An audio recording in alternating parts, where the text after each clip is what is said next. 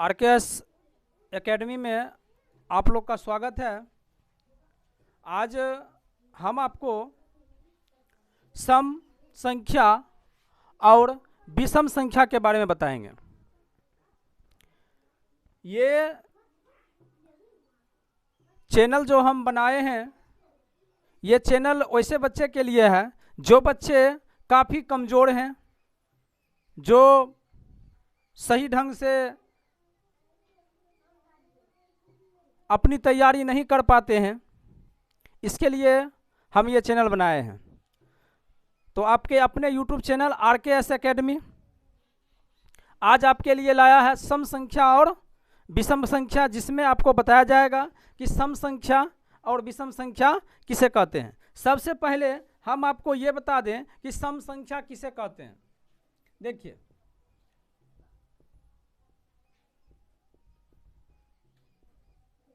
सम संख्या किसे कहते हैं? वैसी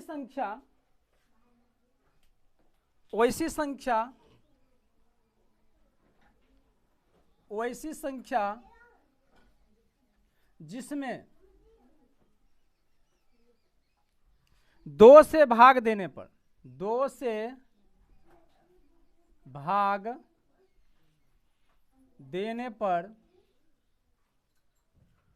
पूरी तरह से विभाजित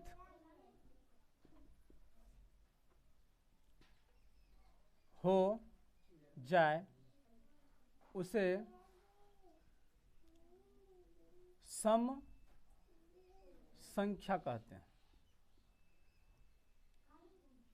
हमने क्या लिखा कि सम संख्या वैसी संख्या जिसमें दो से भाग देने पर पूरी तरह से क्या हो जाए? विभाजित हो जाए। जैसे 12, 16, 18, यानी 12 और 16, 18 जो संख्या है, अगर इसमें हम दो से भाग देते हैं तो ये क्या हो जाता है? कट जाता है। क्या हो जाता है? कट जाता है। यानी इस प्रकार से हम कह सकते हैं कि 12 और 16 और 18 क्या है? सम संख्या है। दूसरा है विषम संख्या। दूसरा क्या है? विषम संख्या। दूसरा क्या है? विषम संख्या, जिसमें अब देखिए विषम संख्या क्या है। कहते हैं वैसी संख्या जिसमें दो से भाग देने पर पूरी तरह से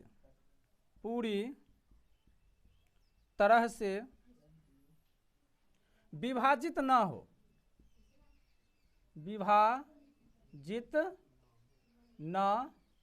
हो। यानी कि भाग जब लगाते हैं तो भाग लगाने के बाद वो कटता नहीं हो, विभाजित ना हो, उसे विषम संख्या कहते हैं। विषम संख्या कहते हैं। जैसे देखिए 13, मान लीजिए 17, दो संख्या हम दिए। अब 13 में आप भाग लगाइए कितने से? 2 से।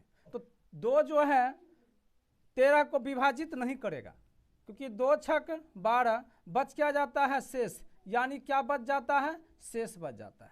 तो इस प्रकार से हम कह सकते हैं कि विषम संख्या वैसी संख्या को कहते हैं जिसमें 2 से भाग देने पर पूरी तरह से विभाजित ना हो, उसे विषम संख्या कहते हैं। चलिए, अब आपको हम बताते हैं कि सम संख्या और विषम संख्या का पहचान किस प्रकार से करेंगे। हमने सबसे पहले आपको बताया कि सम संख्या किसे कहते हैं और विषम संख्या किसे कहते हैं। अब हम प्रश्न के माध्यम से यह जानेंगे कि सम संख्या कैसे पहचानेंगे और विषम संख्या कैसे पहचानेंगे। जैसे कि हम प्रश्न लिखते हैं, हम लिख दें कि सम संख्या का पहचान। जैसे मान लीजिए हम यहाँ पे लिख दिए 12, 18, 17, 16, 14, 23। अब यहाँ पे हमने कुछ संख्या जो है लिख दिया।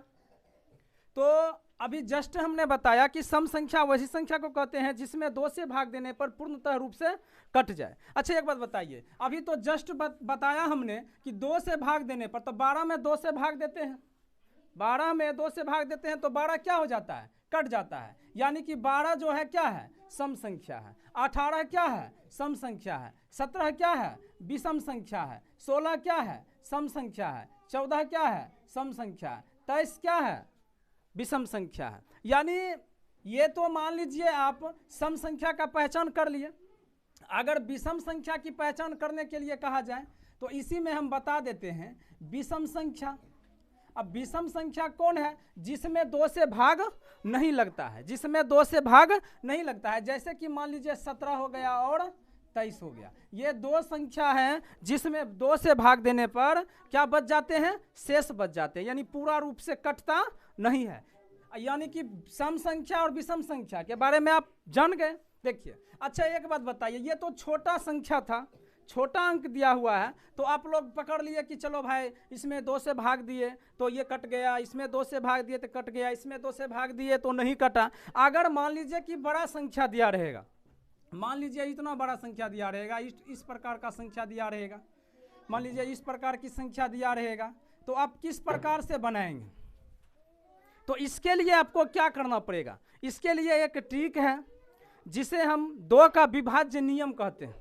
तो इसके लिए आपको विभाज्य नियम जो है याद करना पड़ेगा। जैसे मान लीजिए कि 2 का विभाज्य नियम, तो इसके लिए मैं बताऊंगा, लिखाऊंगा फिर आगे के क्लास में कि 2 का विभाज्य नियम। जैसे कि 2 का विभाज्य नियम, अगर आप इस प्रकार से इसको याद कर लेते हैं, 2 का विभाज्य नियम, मान लीजिए क्या कहता है यहाँ पे कि 2 का विभाज्य नियम जिस संख्या के इकाई स्थान पे, यानी जिस संख्या के इकाई स्थान पर 0 या सम संख्या हो, 0 या सम संख्या हो, वह संख्या 2 से क्या हो जाएगी, कट जाएगी। चलिए देखिए हमने क्या लिखाया, 2 का विभाज्य नियम। अभी जस्ट बताया कि छोटा संख्या है तो आप भाग देके ट्राई कर लीजिएगा, लेकिन बड़ा संख्या रहेगा तो कैसे बनाइएगा। तो इसके लिए आपको 2 का विभाज्य नियम याद करना है, 3 का विभाज्य नियम याद करना है, 4, 5, 6, 7, 8 मैं लिखा दूंगा आगे की क्लास में, आप लोगों को लिख के याद कर लेना है। जैसे देखिए अब इसके इकाई स्थान पे हमने 2 का विभाज्य नियम लिखा कि जिस संख्या के इकाई स्थान पे क्या हो, 0 या सम संख्या। बताइए इसके इकाई स्थान पे, यानी इकाई, दहाई, सैकड़ा, ये सब तो आपको पता होगा कि मान लीजिए दायां साइड से हम लोग इकाई, दहाई, सैकड़ा करते हैं, तो इकाई के स्थान पे क्या है, 4 है। इकाई का स्थान पे क्या है, 4 है ना, 4। तो बताइए सूत्र में क्या लिखा हुआ है परिभाषा में कि जिसके इकाई स्थान पे क्या हो, 0 या सम संख्या हो, है ना। तो बताइए यहाँ पे 4 जो है सम संख्या है, और सम संख्या किसको कहते हैं, जिसमें 2 से भाग देते हैं तो कट जाती है। तो बताइए ये कौन सी संख्या हुई, सम संख्या हुई। बोलो भाग देने की कोई जरूरत है नहीं है। अब दूसरा देखिए क्या है, इसके इकाई स्थान पे क्या है, विषम संख्या है, इसके इकाई स्थान पे क्या है, विषम संख्या है। अब इसलिए विषम संख्या है कि हमारा यहाँ परिभाषा भी देखिए क्या बोल रहा है कि जिसके इकाई स्थान पे 0 या सम संख्या हो, तो यहाँ पे इकाई स्थान पे सम संख्या नहीं है, इसीलिए यह कौन सी संख्या हो जाएगी, विषम संख्या हो जाएगी। इस प्रकार से आप लोगों को पढ़ना है। आगे हम विभाज्य नियम बताएंगे आगे के क्लास में, तो आपको विभाज्य नियम हम लिखा देंगे। आप इसी प्रकार से हमारे वीडियो को देखते रहे और आगे चैनल को सब्सक्राइब करते रहे। चलिए अब देखिए 3 का विभाज्य नियम बता ही देते हैं। 3 का विभाज्य नियम, 3 का विभाज्य नियम कह रहा है कि यदि दी गई संख्या, इसका परिभाषा क्या है, यदि दी गई संख्या का योग, क्या कह रहा है कि यदि दी गई संख्या का योग यदि 3 से कटती है तो दी गई कुल संख्या भी 3 से 3 से क्या हो जाएगा, 3 से विभाज्य हो जाएगी, विभाज्य हो जाएगी ना। हमने परिभाषा लिखा कि यदि दी गई संख्या का योग यदि 3 से कटती है तो दी गई कुल संख्या भी क्या हो जाएगी, 3 से विभाज्य हो जाएगी। जैसे देखिए हम इसको समझाते हैं, आप लोग समझिए। जैसे मान लीजिए हमने यहाँ पे दे दिया 3 दे दिया, उसके बाद दे दिया 7, उसके बाद मान लीजिए क्या दें,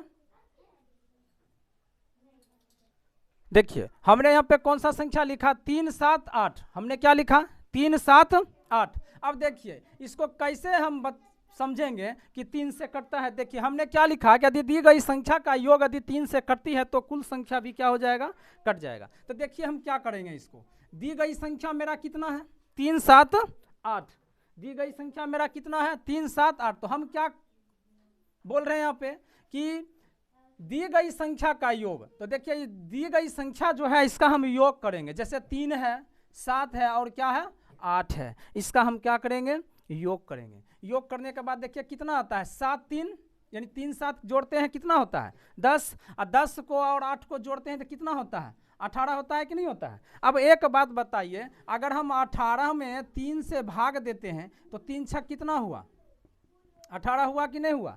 यानी दी गई संख्या का योग क्या हो गया, दी गई संख्या का योग क्या हुआ, कट गया 18। तो इस प्रकार से ये संख्या भी क्या हो जाएगी 3 से कट जाएगी, ये संख्या भी जो है आपका क्या हो जाएगा 3 से कट जाएगा। अगर आपको विश्वास नहीं होता है तो आप इस प्रकार से इसमें भाग दे के ट्राई कर सकते हैं, ठीक है। आप भाग दे सकते हैं, देखिए 7 3 दूना 6 1 3 6 18। तो इस प्रकार से आप हमारे वीडियो के माध्यम से इसको समझ गए होंगे, ठीक है। तो इस प्रकार से आप जो है इसको याद कीजिए, लिखते जाइए, ठीक है।